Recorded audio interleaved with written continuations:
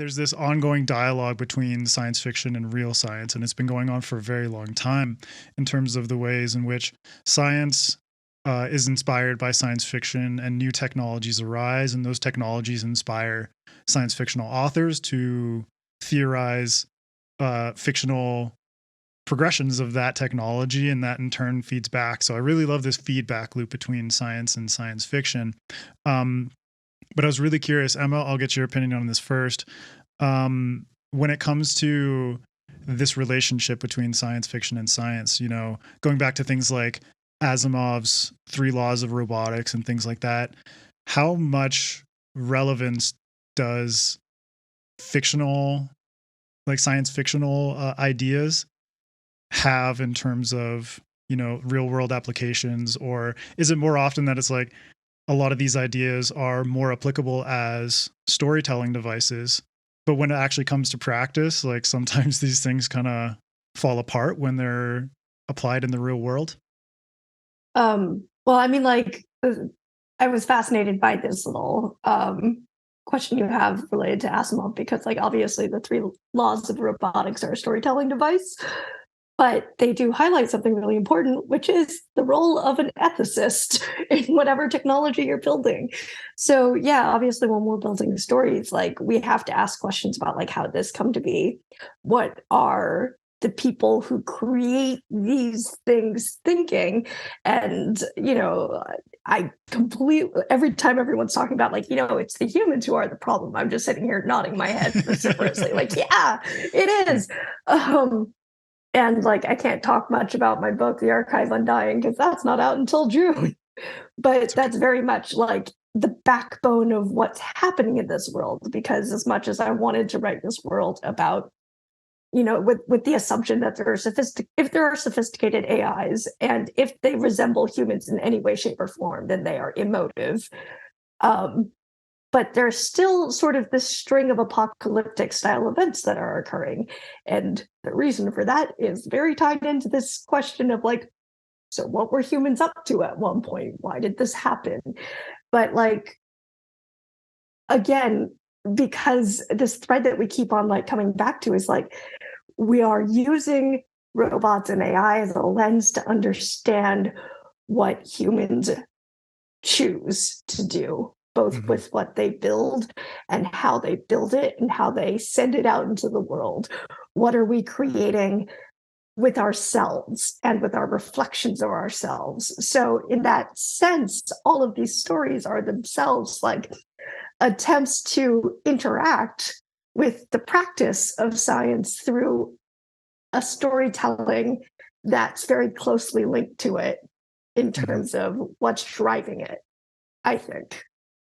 Yeah. And Daniel, what about you in terms of, like, your experience with real world applications of robotics and stuff like that, and kind of like how this dichotomy between narrative storytelling and robotic science, like robotics and science, kind of melding and overlapping? Yeah, I mean, my views have changed a lot on that, I think, over the years. Like, at the beginning, I had all this knowledge. I wanted to, like, convey super realistic robots to people, and then let the story fall around that. And as I, you know, write more and more in different mediums, you realize, like, the story's about people. You're trying to entertain somebody. You're trying to tell a good story. I don't feel like it's my goal to predict any particular future, because human beings are a wild card. You don't know. You can actually predict the progression of technology. It's not that hard, but the way people are going to use it, that's the real thing that's crazy. So, and makes everything very unpredictable. So what I tend to do is I decide what the emotional core of the story is, like what story I'm trying to tell, and then I choose science fictional elements that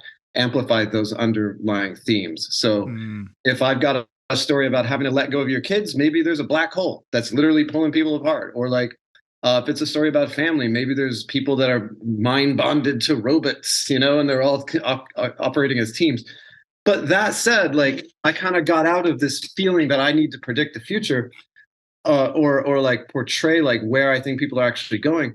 But one thing I have noticed lately is that whenever you do throw out a cool idea, there will be people who aspire to sort of build it, or who incorporate it into their worldview as, like, oh, what if that was real? You know, what if I could make that happen? Or even Terminator, you know, people are inspired to build, like, I knew a guy that was inspired to build a biped that he's like, what if it got its legs blown off and it could keep figuring out a way to locomote in real time and figure out like a new like control mechanism to get there based on whatever.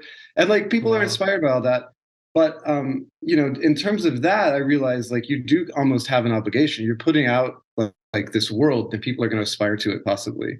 And so for me, actually, one thing that I've been thinking about really recently is I was reading this American Indian journal, American Indian, God, like I forget exactly what the name of the journal is, but it was all about SETI, right? Like the search for extraterrestrial intelligence. It was all about how like they're looking for civilizations, but the word civilization is like this totally loaded term, right? And if you look at like all kinds of robots and aliens and it's all science fiction, you almost always have like a total settler colonist mentality. Like they're here for our resources. They're here to like enslave us, or they're here to, or you even look at the scientists and they're like, you know, Fermi's paradox, where are all of the aliens at? Well, shouldn't they have colonized the entire galaxy by now? Well, yeah. Gee, I don't know. Maybe they operate sustainable, localized like worlds. You know, maybe they're not stupid enough to try to colonize the entire. But we're literally using our own sort of preconceived notions in order to make predictions about science, and also it informs so much science fiction.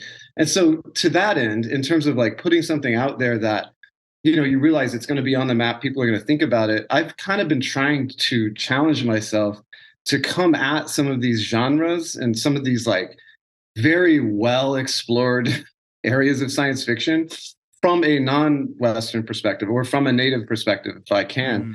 And really it's so freeing because you're doing what you love, but you're getting to hit it from a totally different angle. And it's fresh. It's like you're getting, you know, your cake and you're eating it too, right? Because you're finding a unique way into the genre. And so that's what I've been challenging myself to do lately. I'm not trying to predict sort of, you know, the next autonomous vehicle or what it's going to look like, but I am trying to put out points of view that people are going to recognize exist, at least. You know, it's not always one point of view in terms of what aliens or AIs are after or what they want.